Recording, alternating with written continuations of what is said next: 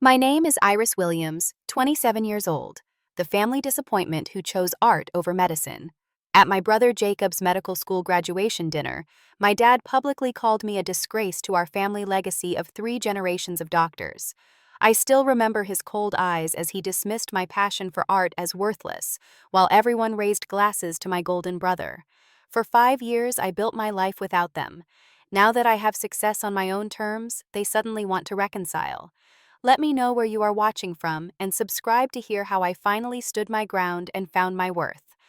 I grew up in an affluent neighborhood in Boston, Massachusetts, where success was measured by prestigious degrees and respected careers.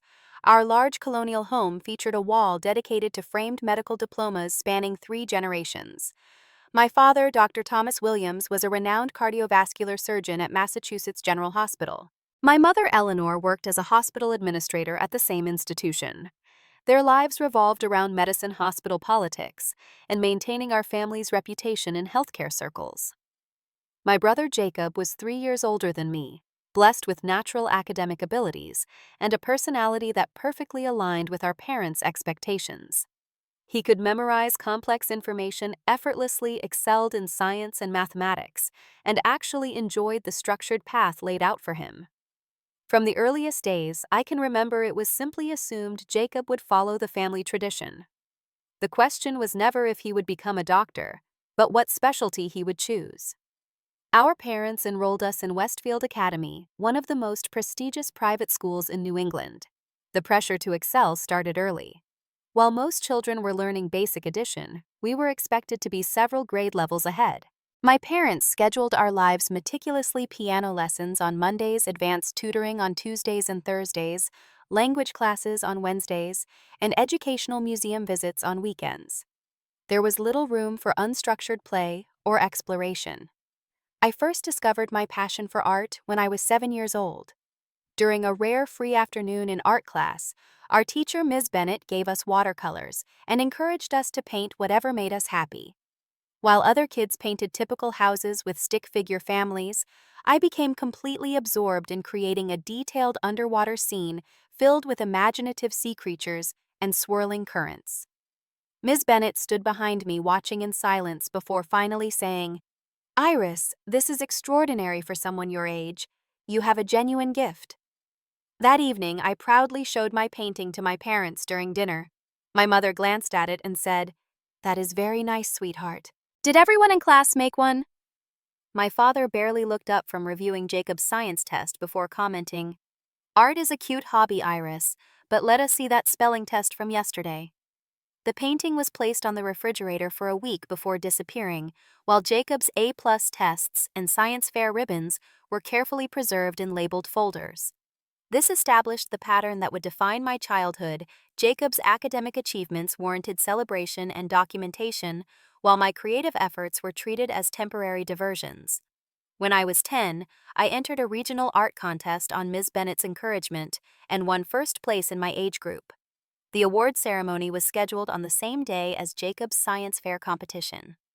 Without hesitation, both my parents attended Jacob's event. My grandfather himself, a retired physician, was sent to my ceremony as the family representative. While he patted my shoulder and told me he was proud, his eyes kept checking his watch. Later that evening, my parents spent dinner recounting every detail of Jacob's project on heart valve mechanics. My award certificate was acknowledged with a quick, "That is wonderful, Iris, but please finish your vegetables." As I grew older, I learned that visibility in our family was directly tied to academic performance. When I brought home A- grades, my father would call me into his wood-paneled home office for what he called pep talks. I would sit in a leather chair that seemed to swallow my small frame, while he stood behind his massive desk listing all the ways I could improve. "Williams women are exceptional, Iris," he would say. "Good is never enough when excellence is expected. Look at your brother. Look at what he accomplishes with proper focus and discipline." These sessions inevitably ended with comparisons to Jacob, who never seemed to disappoint. "Your brother understands what it means to carry on our legacy," my father would say. "He never settles for less than his best." The unspoken message was clear. My best was somehow never quite enough. My mother would occasionally attempt to soften these moments. After particularly difficult sessions with my father, She would come to my room with a cup of hot chocolate and gentle reassurances. "Your father just wants what is best for you," she would say. "Medicine is in our blood. You will find your place in it eventually." What she never understood was that her attempts at comfort only reinforced that who I naturally was would never be sufficient. By the time I entered my preteen years, the pattern was firmly established. Jacob would succeed brilliantly in ways that aligned with family expectations, receiving lavish praise and tangible rewards. I would succeed in different ways, receiving polite acknowledgement before conversation returned to Jacob's achievements. In our family narrative, there was only one path to true approval, and it was not the one that called to my heart. High school brought new challenges and deepened the divide between my family's expectations and my own emerging identity. I maintained a solid academic record, usually hovering around a 3.8 GPA, knowing anything less would trigger another round of my father's disappointment. But behind this academic performance lived my true passion. I spent every available moment in the art studio developing skills across multiple media: charcoal oils, acrylics, digital design, and my personal favorite mixed media collage that incorporated found objects. During freshman year, I met Ms. Larson, the high school art teacher who would become my most important mentor. Unlike other adults who saw my art as a cute distraction from more important pursuits, Ms. Larson immediately recognized something substantive in my work. "Your technical skills are impressive, Iris," she told me after class one day. "But what strikes me most is your visual language. You naturally understand composition and emotional impact. This is not something that can be taught easily." Ms. Larson offered me independent study time in the studio during lunch periods and after school. She introduced me to art history beyond the famous names everyone knows, showing me artists whose work spoke to the same themes I was exploring: identity, belonging, and the search for authentic voice. For the first time, I felt truly seen for who I was, not measured against who I was supposed to become. Meanwhile, Jacob was thriving at the family-approved life path. His SAT scores were nearly perfect, he was captain of the debate team, and he volunteered at our father's hospital on weekends. When his Harvard acceptance letter arrived during his senior year, my parents threw an elaborate celebration dinner. They invited extended family colleagues from the hospital and family friends. My father ordered a custom cake decorated with Harvard's shield and the caduceus medical symbol.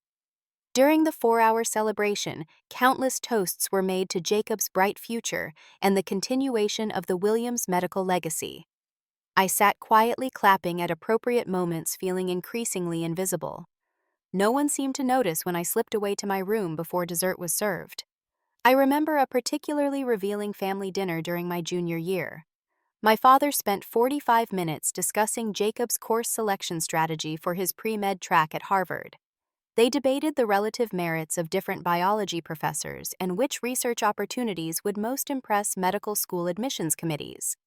My mother contributed by pulling up articles about Harvard alumni who had gone on to revolutionary medical careers. When I mentioned I had been selected to have my artwork featured in a citywide high school exhibition, my father nodded without looking up from his plate. "That is nice, Iris," he said before immediately turning back to Jacob. "Now about that organic chemistry sequence." By senior year, I was living a double life. On the surface, I was the dutiful daughter preparing college applications for schools my parents deemed appropriate: Northwestern Boston University, and several Ivy League options, all with strong pre-med or at least science programs. But secretly, with Ms. Larson's guidance, I was assembling a portfolio for art school applications. Late at night, after completing my regular homework, I would work on application pieces for Rhode Island School of Design Pratt Institute and several other top art programs. Ms. Larson reviewed my portfolio, helped me photograph my best work, and wrote a glowing recommendation. When the thick acceptance envelope arrived from RISD along with a substantial merit scholarship, I cried with joy in the school art studio. Ms. Larson hugged me tightly and said, "This is just the beginning of your real life, Iris." For weeks, I rehearsed how to tell my parents. I prepared a presentation about career paths in art and design, gathered statistics about job placement rates, and even researched successful RISD alumni. I planned to show them my acceptance packet after a family dinner, hoping the scholarship offer might soften the blow. I chose a Sunday evening when my father was not on call at the hospital. After our meal, as my mother cleared the dishes, I took a deep breath and placed the RISD envelope on the table. "I have something important to share with you both," I said, my voice steadier than I expected. My father glanced at the envelope, his expression darkening as he recognized the logo. Before I could even begin my prepared speech, he cut me off. "Absolutely not," he said, pushing the envelope away as if it might contaminate the table. "We have not spent thousands on your education for you to throw it all away on some artistic fantasy." "Dad, please just look at what they are offering. I got a scholarship and—" "A scholarship to pursue a worthless degree," he interrupted, his voice rising. "Do you think you can support yourself drawing pictures? Do you have any idea how competitive the real world is?" My mother placed a gentle hand on my father's arm. "Thomas, perhaps we should listen to what Iris has to say. She has always been creative." He shrugged off her touch. "Eleanor, do not encourage this. Art is a hobby, not a career for someone of Iris's background and abilities." The argument escalated rapidly. I tried to explain about different creative career paths, about the feeling of alignment I experienced when making art, about how RISD graduates were sought after by major companies. But my father dismissed each point, growing more agitated. "This family has built a legacy of service and excellence in medicine," he thundered. "Your grandfather sacrificed everything to establish our name in this field. I have worked 80-hour weeks for decades. Your brother understands his responsibilities, and you want to throw away your potential on finger painting." Jacob was home from Harvard that weekend. Earlier, he had privately promised to support me. "I will back you up, sis," he had said. "It is your life, not theirs." But as my father's anger filled the room, Jacob remained silent, studying, his hands folded on the table. When I glanced at him pleadingly, he avoided my eyes. Finally, my father delivered the ultimatum. "You have two choices, Iris. You can accept admission to one of the appropriate schools we discussed, or you can pursue this art nonsense without our financial support or blessing. Is that understood?" My mother's eyes filled with tears. "Thomas, surely we can find a compromise." "There is no compromise between sense and nonsense, Eleanor," he replied coldly. "Iris needs to decide if she wants to remain part of this family's tradition, or if she wants to walk away from everything we have built." In that moment, looking at my father's unyielding expression, my mother's fearful compliance, and my brother's betrayal through silence, something broke inside me. But I was not yet strong enough to walk away entirely. The following autumn found me at Massachusetts State University, having accepted a partial academic scholarship that covered about half my tuition. I chose business administration as my major with a minor in studio art, a compromise that left everyone dissatisfied. My parents considered the state university several steps down from their expectations, but were somewhat appeased by the business focus. I viewed it as a painful concession that kept peace but distanced me from my true passion. My freshman year was among the darkest periods of my life. While other students were exploring new freedoms and finding themselves, I felt trapped in a path that had been coerced rather than chosen. I went through the motions in my business classes, taking dutiful notes about marketing principles and accounting basics, while my mind wandered to the art projects I would rather be creating. The campus art facilities were adequate, but nothing like what RISD would have offered. Still, I spent every available moment in those studios, often working late into the night after my business assignments were complete. The few hours weekly in my art classes became islands of authenticity in an ocean of compromise. Meanwhile, Jacob continued his golden trajectory at Harvard. His pre-med grades were exceptional. He had secured a prestigious research position as an undergraduate assistant, and he had already been accepted into several medical school interviews, despite only being a junior. During family calls, my parents spoke endlessly about Jacob's accomplishments, his promising future, and the connections he was making. When I came home for Christmas break that first year, Jacob's achievements dominated every conversation. At our traditional Christmas Eve dinner with extended family, my father spent 20 minutes detailing Jacob's research project on cardiovascular regeneration. Aunts, uncles, and cousins listened attentively, asking questions that allowed Jacob to elaborate further. When my mother's sister politely asked about my studies, I had barely mentioned my art minor when my father interrupted. Iris is focusing on business administration, he said firmly. The art courses are just to fulfill humanities requirements. She has always had creative hobbies. I sat silently pushing food around my plate, feeling the familiar invisibility descend. Later that night, I overheard my parents talking in the kitchen. "I worry about Iris," my mother said softly. "She seems withdrawn." "She is just adjusting to college," my father replied dismissively. "Once she gets more involved in her business courses and sees the practical applications, she will find her way. Not everyone can be like Jacob Eleanor. We have to accept that Iris may need to find a different level of success." Their words burned. Different level of success. The unspoken message was clear: less important, less valuable, less worthy of pride. The turning point came during my sophomore year, when I enrolled in an advanced painting course taught by Professor Richard Gardner, a nationally recognized artist who rarely taught undergraduate classes. On the first day, he had students complete a quick study in oils to assess our abilities. As he moved around the room, he paused longest behind me, watching in silence. At the end of class, he asked me to stay behind. "Where did you train before this?" he asked directly. "Just high school art classes," I replied. He studied me with narrowed eyes. "That is hard to believe. Your technique shows formal training, but what interests me more is your perspective. You have something to say, not just technical skill." He gestured to my work. "This is not a student painting by someone fulfilling requirements. This comes from necessity." His words pierced something in me, and to my horror, I felt tears forming. He pretended not to notice, instead offering me an independent study opportunity alongside his regular class. "Your talent deserves development," he said simply. "Let us not waste it." Under Professor Gardner's mentorship, I began to find my voice again. He pushed me technically, but also challenged me to explore the emotions behind my work. "Art that matters comes from truth," he would say. "What is your truth, Iris?" Gradually, I made friends who saw and appreciated me for who I was, not who my family expected me to be. Zoe, a music composition major, and Trent, who studied film, became my closest companions. Neither came from families with rigid expectations, and they listened with genuine horror to stories of my upbringing. "That is straight-up emotional abuse," Zoe declared one night as we shared pizza in her dorm room. "You know that, right?" I had never framed it that way before, but her words resonated somewhere deep within me. The summer after sophomore year brought another pivotal change.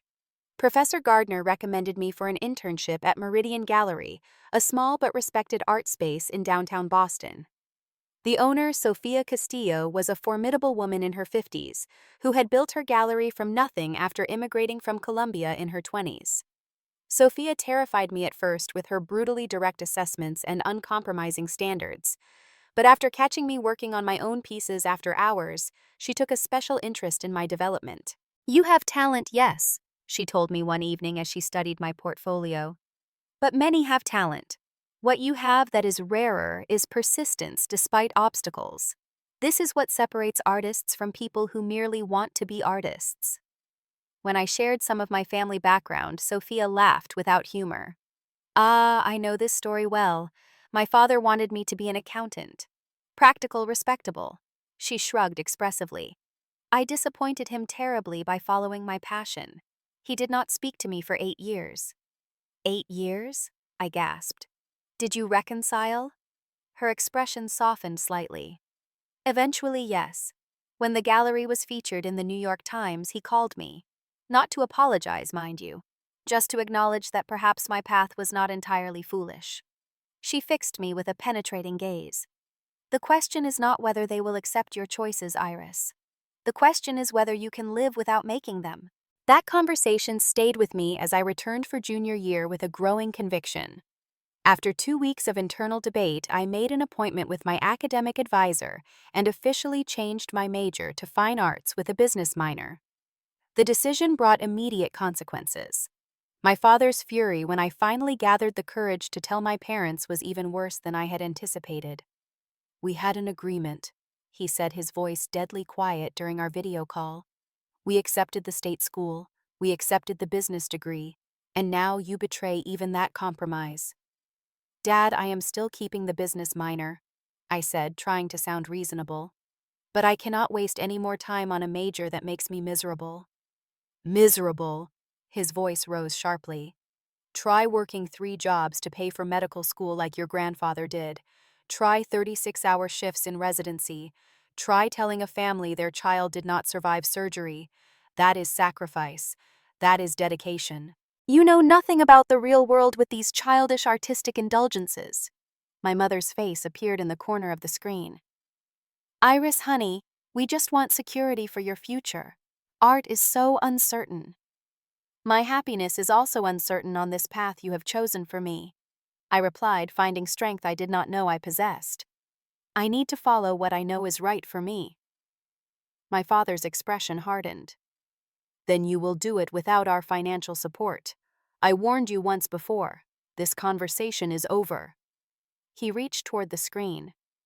Wait, I said quickly. What exactly does that mean? It means exactly what it sounds like. We will not pay another penny toward this foolishness. Your tuition, your apartment, your expenses are now your responsibility entirely. Perhaps reality will teach you what reason could not. The screen went black, and I sat alone in my small apartment, shaking with a mixture of terror and strange relief. The die was cast. I had no choice now but to prove I could make it on my own. The next 2 years were brutally difficult. I took on 3 part-time jobs: barista work in the mornings, gallery assistant for Sophia on weekends, and campus tour guide between classes. I moved from my modest apartment to a tiny room in a house shared with 4 other students to cut expenses. Some nights I survived on ramen noodles and free day-old pastries from the coffee shop. Sleep became a luxury between work shifts, classes, and studio time. But strangely, despite the exhaustion and financial stress, I felt more alive than ever before. Each painting completed each project that expressed my authentic voice. Each small recognition from professors and peers fed something in me that had been starving for years. Against all odds, I graduated with honors. Neither of my parents attended the ceremony, though Jacob sent a brief congratulatory text. As I crossed the stage to receive my diploma, I heard enthusiastic cheers from the small chosen family I had gathered: Zoe Trent, Professor Gardner Sophia, and a few other friends who had supported me through the darkest times. That night, celebrating with my true supporters, I realized I had gained something my family's approval could never have given me: the knowledge that I could stand on my own, follow my truth, and survive. The final breaking point with my family came during Jacob's medical school graduation. Despite our strained relationship, I received a formal invitation to attend the ceremony and celebration dinner. My initial instinct was to decline, but Sophia, who had become something of a surrogate mother figure to me, offered different counsel. Attend on your own terms, she advised, not as the disappointing daughter seeking approval, but as the accomplished woman you have become. Your presence is a gift you choose to give, not an obligation to fulfill. With that perspective in mind, I purchased a plane ticket to Boston and a new dress for the occasion. Having completed my own degree just 2 weeks earlier, I felt a tentative pride in my accomplishments, though I harbored no illusions about my family's acknowledgement of them. The graduation ceremony itself was predictably formal. I sat with my parents in the reserved family section, exchanging minimal pleasantries.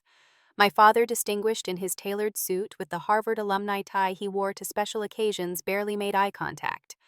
My mother, elegant but visibly tense, tried unsuccessfully to maintain light conversation. "You look well, Iris," she commented. "Have you lost weight?" "Actually, I have been too busy to think about weight," I replied. "Between finishing my degree and preparing for a group exhibition next month, life has been wonderfully full." She nodded without pursuing the topic of my art, clearly uncomfortable venturing into territory my father had deemed unacceptable. As Jacob crossed the stage to receive his medical degree, my father's face transformed with radiant pride. He stood to applaud, drawing attention from nearby families with his enthusiasm. Later, at the reservation-only restaurant my father had selected for the celebration dinner, the contrast between Jacob's achievement and my perceived failure became painfully explicit. My father had arranged a private room with elaborate decorations. A custom ice sculpture featuring a caduceus symbol served as centerpiece. Nearly 40 guests filled the space, including hospital colleagues, medical school connections, and extended family members. After the main course was served, my father rose to make a toast. Glass of champagne held high, he began by recounting our family's medical legacy from my grandfather's humble beginnings to his own distinguished career. "And now," he said, voice swelling with emotion, "the torch passes to the next generation. Jacob, you have made us immeasurably proud by not merely following tradition, but excelling beyond our highest expectations." He detailed Jacob's accomplishments, graduating in the top 5% of his class, securing a residency at Massachusetts General in cardiothoracic surgery, publishing research as a student. The list continued at length while guests nodded appreciatively. Then came the moment that would permanently fracture our family. "In our family," my father continued, his voice taking on a harder edge, "we understand that meaningful success comes through service, sacrifice, and substance." He glanced pointedly in my direction. "Unfortunately, not everyone recognizes the value of our legacy or the responsibility that comes with the Williams name." The room grew uncomfortably quiet as he continued. "While we celebrate Jacob's commitment to excellence today, I cannot help but reflect on the disappointment of watching one child embrace our family's highest values while another chooses a path of self-indulgence and artistic dabbling." Gasps were audible from several guests. My mother's face drained of color. "To be blunt," my father said, staring directly at me now, "when one child becomes a doctor, continuing 3 generations of medical service, and the other chooses to paint pictures, it is difficult not to see the latter as a disgrace to everything we have built." The word hung in the air. Disgrace. My face burned as every eye in the room turned toward me. Jacob looked down at his plate, saying nothing in my defense. My mother half rose from her seat, then sank back down, silent tears tracking her perfect makeup. In that excruciating moment of public humiliation, something crystallized within me. The years of comparative judgment, of conditional love, of being measured against a standard that was never mine to choose, suddenly became intolerable. With a strange calm that belied the chaos of emotions beneath, I slowly stood. "Is that truly how you see me, Dad? As a disgrace?" My voice was steady despite the thundering of my heart. "Because I chose to develop the gifts I actually possess, rather than forcing myself into a mold that was never meant for me." "Iris, this is neither the time nor place," my father warned, but I was beyond such controls now. "On the contrary, you made it exactly the time and place when you chose to publicly label your daughter a disgrace during what should have been a joyful family celebration," I replied. The room was utterly silent now, collective breath held. For my entire life, I have tried to earn approval that was always reserved exclusively for Jacob and for choices that aligned with your narrow definition of success. My father's face reddened. "You have no idea what success requires. Your little paintings and art shows are indulgences, not achievements." "My little paintings?" I laughed without humor. "The ones you have never bothered to see. The ones that earned me a full scholarship for my master's program at Parsons next fall. The ones that will be featured in a group exhibition at Meridian Gallery next month." My mother gasped. "You got into Parsons. Why did you not tell us?" "Because experience has taught me that no accomplishment of mine matters unless it comes with a stethoscope attached." I turned back to my father. "You want to know what a disgrace truly is? It is a father who cannot love his child unless that child becomes his clone. It is parents who measure worth by degrees and specialties rather than character and authentic contribution." "That is enough," my father thundered, but something had broken open in me and the words kept flowing. "No, for once it is not enough. For once, you will hear me." I looked around the table at the uncomfortable faces of extended family and colleagues. I have spent years trying to be enough for this family while being told repeatedly that who I am is fundamentally inadequate. Today, I am done. I did not choose between success and failure. I chose between your dream and mine. I gathered my purse and wrap, suddenly desperate to escape. "Jacob, congratulations on your accomplishment. I truly mean that." My brother finally met my eyes, his expression unreadable. "To everyone else, I apologize for this uncomfortable scene, but perhaps now you understand why I will not be at future family gatherings." With as much dignity as I could muster, I walked out of the private dining room and through the main restaurant. Once outside, the warm June air hit my face along with the full realization of what had just transpired. I made it to my rental car before the sobs overtook me, great heaving cries that seemed to come from the deepest part of my being.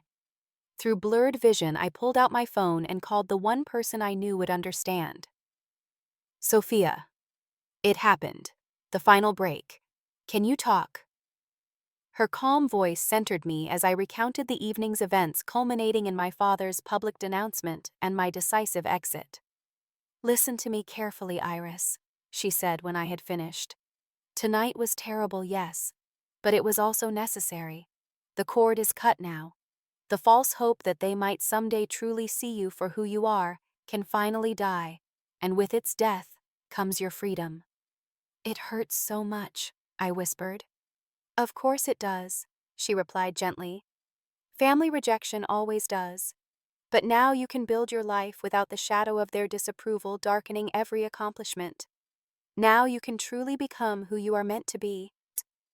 As I drove back to my hotel room, passing the familiar landmarks of my childhood, I made a resolution. This painful ending would become the beginning of a life truly my own. Whatever came next would be on my terms, shaped by my values, and measured by my definition of success. The morning after Jacob's graduation, I changed my return flight to leave immediately rather than staying the planned 3 days. I could not bear the thought of awkward family brunches or forced conversations in the wake of such a decisive rupture.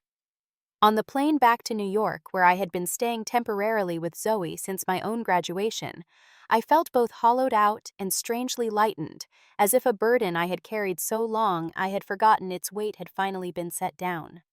Sophia's gallery recommendation had helped me secure a position at Westfield Contemporary, a small but respected gallery in Chelsea. The pay was modest, but the position came with invaluable industry connections and the occasional opportunity to show my own work in staff exhibitions.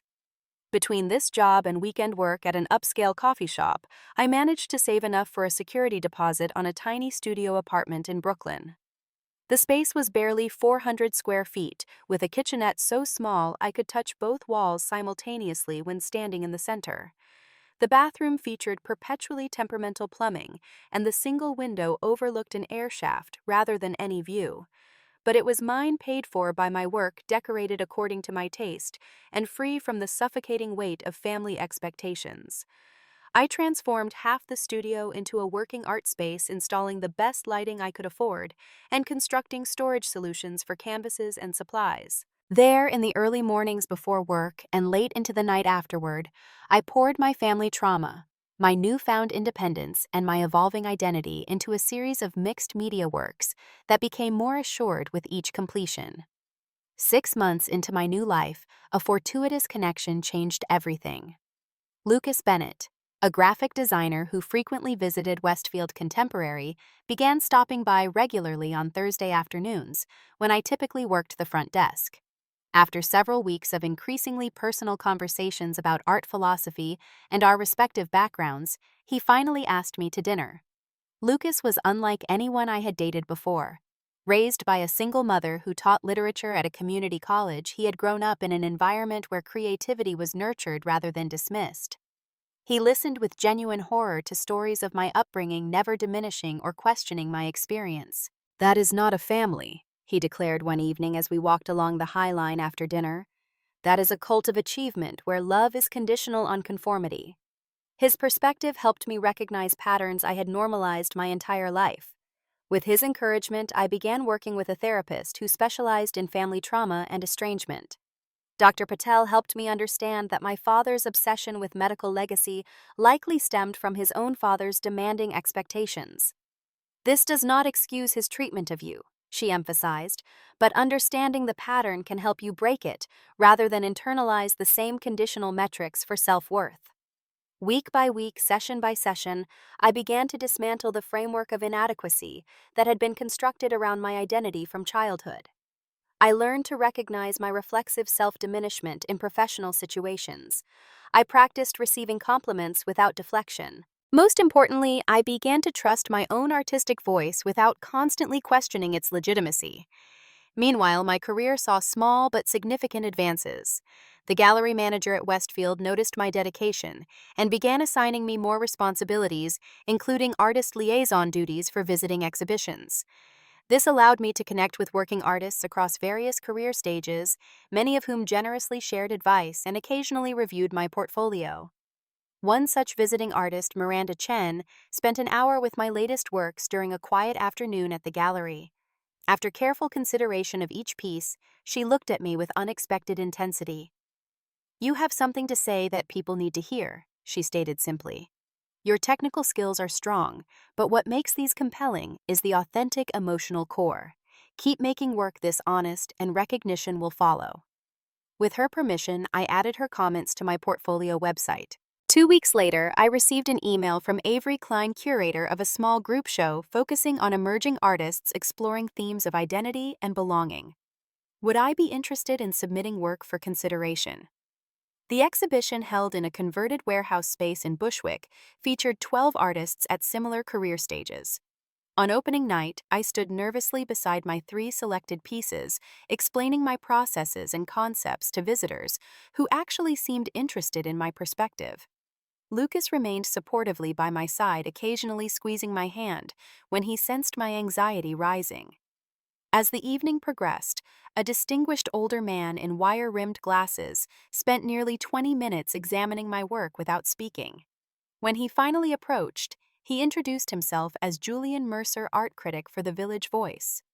"Your work has an emotional intelligence that stands out in this collection," he commented.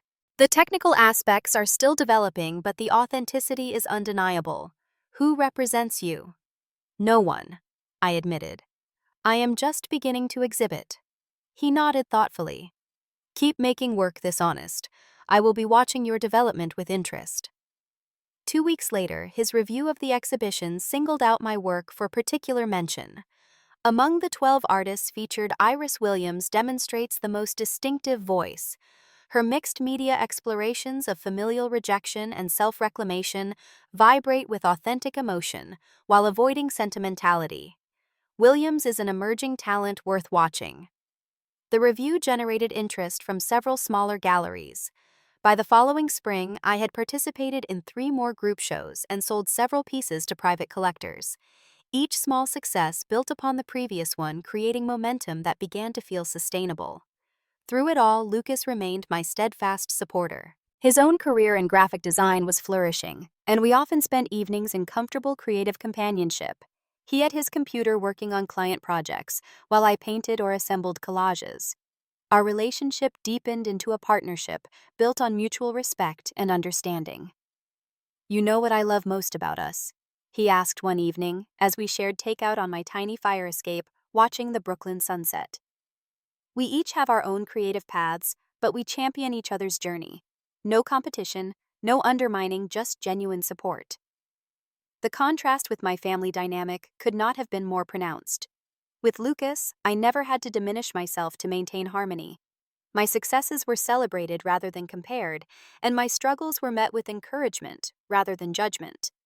During these years of growth and healing, I maintained minimal contact with my immediate family.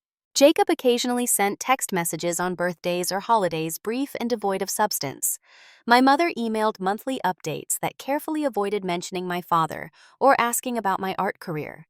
I responded with equally surface-level pleasantries, protecting my hard-won emotional equilibrium. Through distant relatives and social media, I learned that Jacob had completed his residency and joined my father's practice. He had become engaged to Amanda, a pediatric oncologist from a family with its own medical dynasty.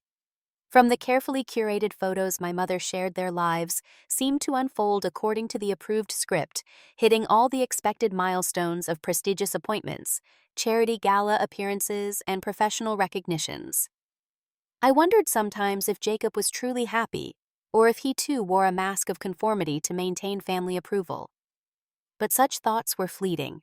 I had built a life filled with meaning, authentic connection, and creative fulfillment. My chosen family of friends, mentors, and Lucas provided the unconditional support my biological family had withheld. 5 years after the decisive break at Jacob's graduation dinner, I received an unexpected email from Eliza Montgomery, curator at Thoreau Gallery, one of the most respected spaces for emerging artists in New York. She had seen my work in a recent group exhibition and was interested in discussing a potential solo show. The meeting exceeded my wildest expectations. Eliza responded enthusiastically to my portfolio and proposed a fall exhibition date for a complete collection of new works. "We want to feature artists with unique perspectives and authentic voices," she explained. "Your exploration of identity, belonging, and self-determination resonates with current cultural conversations while maintaining a deeply personal viewpoint."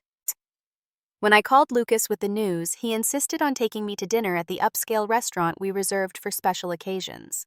Over champagne, he raised a toast to Iris Williams, who had the courage to choose her own path and the talent to make it matter.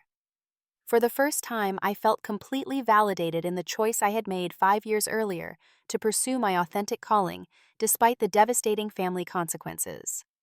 The upcoming solo exhibition represented not just professional recognition, but personal vindication. The announcement of my exhibition appeared in several art publications, including a featured mention in Art Forum that included a brief profile highlighting my unique mixed media approach. After years of working in relative obscurity, I was suddenly visible in ways I had hardly dared to imagine. My social media followers multiplied, gallery attendance at my previous showings was referenced, and several pieces from earlier exhibitions were mentioned with their selling prices. I was so immersed in preparing for this career-defining opportunity that I barely registered the increasingly frequent emails from my mother or the unusual text messages from Jacob asking about my well-being.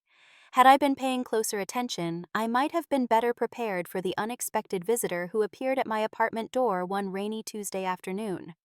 The knocking startled me from deep concentration. I had taken a rare day off from the gallery to work uninterrupted on pieces for my upcoming exhibition. Paint splattered and disheveled, I opened the door expecting a package delivery.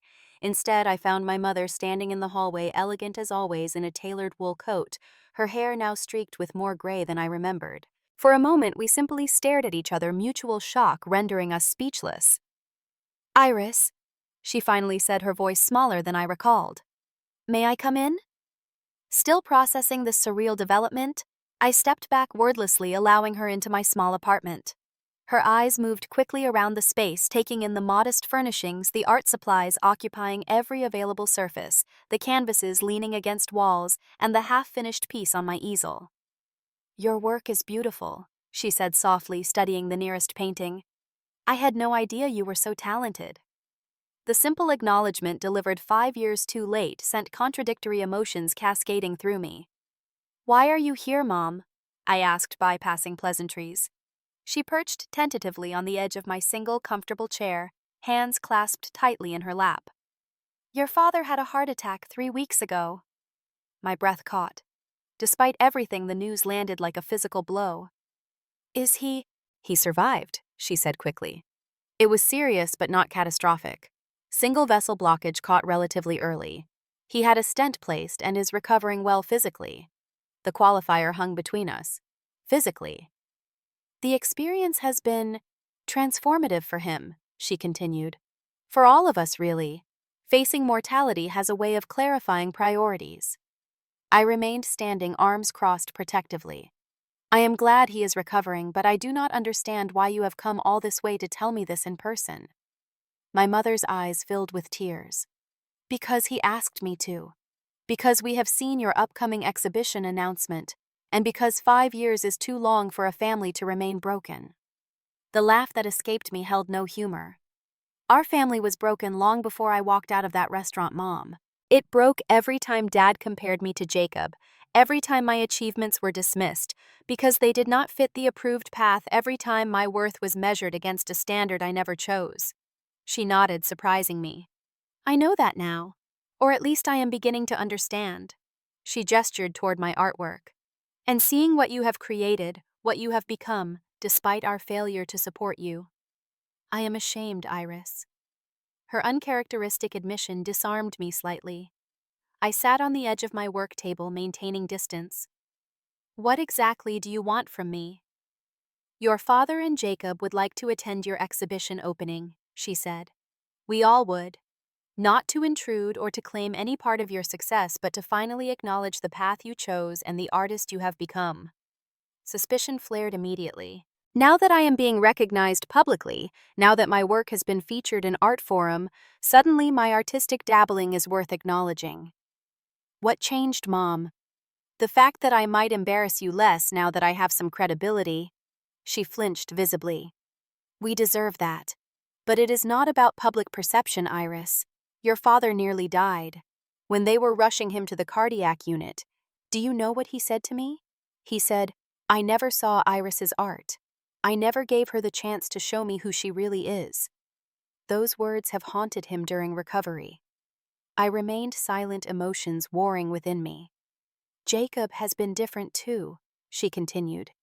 He confessed to your father that he has felt increasingly trapped in the path he chose partly to avoid the rejection you endured. He admitted his silence at your confrontation has been his greatest regret. Jacob said that my brother's betrayal through silence had perhaps hurt most of all. She nodded. He reached out to you several times recently. Did you not receive his messages? Brief texts asking how I am doing hardly constitute meaningful communication after 5 years of almost complete silence, I replied. He was trying to establish contact gradually, she explained. He was afraid you would reject outright attempts at reconciliation, and rightfully so. I stood again, needing movement to process this unexpected conversation. So, what exactly are you asking? That I welcome you all to my exhibition, opening with open arms. Pretend the last 5 years never happened. Pretend Dad never called me a disgrace to the family in front of 40 people. No, she said firmly. We do not deserve such easy forgiveness, and we know it. We are simply asking for a chance to see you, to see your work through new eyes, and perhaps begin a different kind of relationship. One based on who you actually are, not who we tried to make you be. The sincerity in her voice was unmistakable, yet years of therapy had taught me to protect my hard-won boundaries. I need to think about this, Mom. This is a lot to process. She stood, respecting my hesitation. Of course. Take whatever time you need. She reached into her purse and withdrew an envelope. Your father wrote this. Please read it when you feel ready. After she left, I sat holding the unopened letter, feeling the weight of its potential impact. I called Lucas immediately, then my therapist. Over the following week, I discussed the unexpected development with everyone who had supported me through the years of estrangement, Sophia, Professor Gardner, Zoe, and Dr. Patel. Their perspectives varied but aligned on key points. You do not owe them forgiveness or reconciliation, Dr. Patel emphasized during an emergency session. But if you choose to engage, do so from your position of strength and authenticity, not from the old patterns of seeking approval. When I finally opened my father's letter, his words were unlike any communication we had ever shared. He acknowledged specific instances of comparing me unfairly to Jacob. He expressed regret for imposing his dreams on my life. Most significantly, he took full responsibility for the family fracture without qualification or excuses. I failed you as a father, he wrote in his precise surgeon's handwriting. Not because you chose art over medicine, but because I could not see that your passion deserved the same respect I gave to Jacob's. My narrow definition of success blinded me to the artist and person you were becoming. The word I used at Jacob's dinner haunts me daily. You were never a disgrace, Iris. The disgrace was my inability to love you as you deserved to be loved. Reading his words, I felt decades of hurt surfacing alongside skepticism about this apparent transformation. People rarely changed so fundamentally, especially someone as rigid as my father. Yet the medical crisis my mother described provided context for potential genuine reflection. After much consideration, I composed a careful email response. I would allow them to attend the opening night exhibition, but with clear boundaries. We would meet privately the day before to establish ground rules. I made no promises about ongoing relationships or easy reconciliation. I am willing to open this door a crack, I wrote, but rebuilding trust, if possible at all, will require time and consistent effort on all sides. My life, my career, and my chosen family remain my priorities. As the exhibition date approached, my anxiety intensified. Between final preparations for the most significant professional opportunity of my career and the impending family reunion, sleep became elusive. Lucas provided steadfast support, reviewing my boundaries and reassuring me of their reasonableness. "Remember," he said the night before the scheduled meeting, "you are not that frightened girl seeking approval anymore.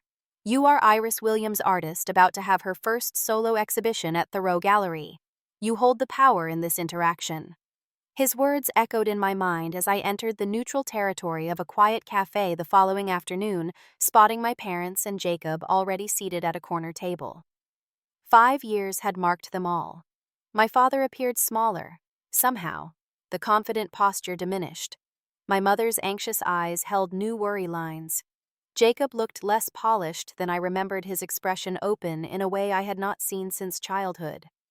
The conversation that followed was awkward, emotional, and unlike any we had ever shared as a family. For perhaps the first time, I spoke without filtering or diminishing my experiences, describing specifically how their treatment had affected me. They listened without defensiveness, my father occasionally wiping uncharacteristic tears. "I do not know if I can ever fully trust you again," I told them honestly. "But I am willing to see if something new can be built from here, provided you respect my boundaries and recognize that I will never be the daughter you once expected me to be." My father nodded solemnly. "We do not deserve a second chance, but we are grateful for the opportunity. I spent a lifetime being certain about everything, Iris. My heart attack taught me how little I actually know, including about what truly matters." We established clear parameters for the exhibition. They would attend as guests, not as central figures in my life. They would not mention our estrangement to others unless I initiated such discussion. They would respect that Lucas and my chosen family had primary places in my life. Most importantly, they would view my art with genuine openness rather than comparative judgment. As we parted, Jacob asked to speak with me privately. Once our parents had left, he looked at me with naked regret. "I failed you that night, Iris. I promised to support you, and then sat silent while Dad humiliated you. It has been the defining shame of my life." "Why did you say nothing?" I asked the question that had haunted me for years. He sighed heavily.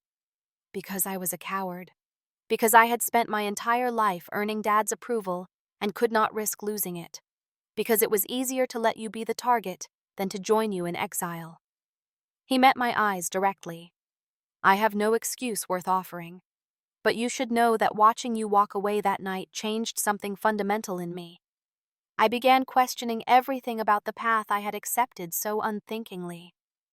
"Are you saying you regret becoming a doctor?" This seemed impossible given his apparent success. "Not exactly," he replied carefully. "I am good at medicine and parts of it bring me genuine satisfaction. But I regret letting fear determine so many of my choices. I regret living for Dad's approval rather than my own authentic interests." He smiled ruefully. "I have been in therapy for 3 years now, working through many of the same family dynamics you escaped by leaving." This revelation stunned me. Jacob, the golden child, had been silently struggling with his own version of our family dysfunction. "Amanda has helped tremendously," he continued. "She comes from a medical family too, but one that celebrates individuality alongside achievement. She helped me see how dysfunctional our upbringing truly was." As we parted with a tentative hug, I felt a subtle shift in my understanding of our shared history. Jacob had been both privileged and trapped by our father's approval, his compliance purchasing affection at the cost of autonomy. My rebellion had brought rejection, but also freedom he had never experienced. That night, processing the day's emotional complexity with Lucas, I found myself approaching the exhibition with unexpected clarity. Whatever happened with my family, their presence or absence would not define this professional milestone.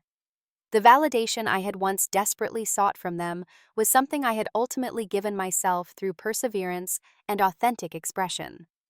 The evening of my exhibition opening arrived with an intoxicating mixture of anticipation and nervous energy. The gallery space had been transformed by the careful arrangement of my 28 pieces, each representing aspects of my journey through familial rejection toward self-acceptance. The central installation, titled Disgrace, reimagined the fateful graduation dinner scene through abstract multimedia elements, the word itself partially obscured by layers of reclaimed materials, suggesting both concealment and revelation. Lucas arrived early, handsome in the navy suit he reserved for special occasions, bringing the quiet confidence that had become my emotional anchor. "This is your moment," he reminded me, squeezing my hand. "Whatever happens with your family tonight, remember that you created this success on your own terms." Eliza, the gallery curator, reviewed final details as early attendees began arriving: art critics, collectors, fellow artists, and the friends who had supported me through years of struggle. Sophia made a surprise appearance, having flown in from Boston specifically for the opening. Professor Gardner arrived using a cane, his health having declined in recent years, but his pride in my achievement evident in his beaming face. I was speaking with a potential collector when I noticed my family enter. They paused at the threshold, clearly uncertain of their welcome in this world, so different from their familiar medical sphere. My father, thinner than I remembered and moving with newfound carefulness, wore an expression I had never seen directed at my art: genuine curiosity rather than dismissal. For the first hour, they moved through the exhibition independently, studying each piece with apparent absorption. I watched surreptitiously between conversations with other guests, noting my father's lingering attention to the technical aspects of my mixed media work, my mother's emotional response to the more autobiographical pieces, and Jacob's thoughtful engagement with the exhibition as a cohesive narrative. The evening progressed with gathering momentum. A prominent collector purchased 2 major works within the first hour. An arts reporter from the New York Times conducted a brief interview about my inspirations and techniques. Former doubters from my early career approached with newfound respect, the validation both satisfying and somewhat ironic, given my hard-won independence from external approval. Midway through the evening, I found myself unexpectedly alone near the central installation. My father approached hesitantly, respecting the boundary of personal space we had established. "This is the moment," he said quietly, gesturing toward the Disgrace piece. "I recognize it." I nodded, watching his face carefully. "I never understood the damage my words caused until I see it rendered here," he continued. "The layers, the fracturing effect. You have made visible what I could not see at the time." "That was never your strength, Dad," I replied without rancor. "Seeing beyond your own expectations." He nodded, accepting the assessment. "Your mother showed me some of the reviews of your previous work. One critic called you unflinchingly honest and technically innovative. I did not understand those terms then, but seeing these pieces," he gestured around the gallery. "I was wrong, Iris. Profoundly, inexcusably wrong to dismiss your path." The acknowledgement delivered in this space that represented my hard-won success felt different from his written apology or previous day's conversation. Here, surrounded by tangible evidence of my artistic vision, his recognition seemed finally grounded in reality, rather than abstract regret. "I spent decades believing I knew exactly what success looked like," he continued. "A prestigious medical career, publications, advancement of the family legacy. I measured you and Jacob against that singular standard." He shook his head slowly. "What arrogance to think I could define the shape of another person's fulfillment." Before I could respond, a gallery assistant approached, indicating that Eliza was ready for the formal remarks. As curator, she offered a brief introduction highlighting the exhibition's themes and technical merits before inviting me to speak. Standing before the gathered audience, I found myself momentarily overwhelmed. 5 years earlier, I had walked away from my family's graduation dinner in tears, labeled a disgrace for following my authentic path. Now I stood validated by the art world, my work commanding both critical respect and significant prices. "Art has always been my true language," I began. "When words failed or were dismissed, visual expression became my voice. This collection represents a journey from external definition to self-determination, from seeking approval to finding authenticity." As I spoke, my gaze swept across the faces of those gathered: Lucas, whose unwavering support had provided safe harbor through the darkest times; Sophia, who had shown me professional possibilities when I most needed direction; my childhood art teacher, Ms. Larson, who had traveled from Boston for the opening; and unexpectedly, my family witnessing this culmination of the path they had once condemned. The title piece, Disgrace, reclaims a word once used to wound me into a statement about whose definitions truly matter in shaping our identity. I continued.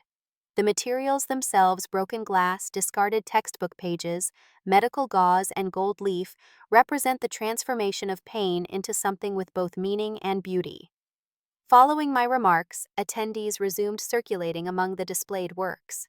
My mother approached, eyes red-rimmed from obvious emotion. "There is so much pain in these," she said softly. "Pain we caused." "Yes," I acknowledged simply. "And yet they are not only about pain," she observed. "There is resilience here, and a kind of triumph." "Also yes." She touched my arm tentatively. "I am so proud of you, Iris. Not because others validate your talent now, but because you remained true to yourself despite everything we did to discourage you." The words I had longed to hear throughout childhood landed differently, now appreciated but no longer desperately needed. I had learned to provide my own validation, to measure success by internal alignment rather than external approval. As the evening concluded with nearly half the collection marked with red-soled dots, I found myself in conversation with Jacob and his fiancée Amanda, a warm, direct woman whose genuine interest in my work seemed untainted by family dynamics. "Your brother talks about you constantly," she confided when Jacob stepped away briefly. "He keeps a small print of one of your earlier pieces in his office. I do not think your parents know." This unexpected revelation shifted something in my perception of our shared past. While I had been fighting for acknowledgement, Jacob had been privately admiring the very path he had failed to defend publicly. The exhibition's success exceeded even Eliza's optimistic projections. By evening's end, 3/4 of the works had sold. A review was scheduled with a major art publication, and 2 additional galleries had expressed interest in future collaborations. As we prepared to leave, my father approached one final time, maintaining the respectful distance we had established. "I cannot change the past, Iris," he said quietly. "I cannot undo the harm my limited perspective caused you. But I want you to know that tonight has been a profound education. Seeing your work, hearing others speak about your talent with such respect." He paused, uncharacteristically struggling for words. "I was wrong to call you a disgrace. If anything, you have brought honor to our name through a path I was too narrow-minded to value." In that moment, looking at my father's diminished yet more human presence, I felt neither the vindication nor reconciliation I might once have imagined. Instead, I experienced something more nuanced: compassion for the man whose rigid worldview had both driven and wounded me, appreciation for his belated recognition, and most importantly, the quiet certainty that neither his past condemnation nor present approval defined my worth. "Thank you for coming tonight," I said simply. "It means something that you made the effort to see my work with open eyes." "May we continue some form of communication going forward?" he asked tentatively. I considered this carefully. I am open to rebuilding a relationship, but it would need to be something new, not an attempt to recreate the past. I have boundaries now that must be respected. He nodded solemnly. "That seems fair. More than fair, given everything." As my family departed, Lucas joined me, slipping his arm around my waist. "How are you feeling about all of this?" I leaned against his steady presence, watching the gallery staff begin the careful process of documenting the evening. "Strangely peaceful," I answered after consideration. For so long I carried the weight of their disapproval, then the pain of separation. Tonight felt like setting down both burdens. "Do you think you will pursue a relationship with them?" he asked. "A limited one, perhaps," I replied, "with clear boundaries and realistic expectations. Their approval no longer determines my choices, but there might be value in a connection based on who we all actually are, rather than who they wanted me to be." Later that night, surrounded by celebration flowers in our apartment, I reflected on the journey that had brought me to this moment of professional triumph and personal evolution. The path had been neither straight nor easy, marked by painful ruptures and unexpected allies. Yet each step, each struggle had contributed to both my artistic voice and personal resilience. True success, I had learned, was not measured by family approval, institutional validation, or even financial reward, though the night had brought all three.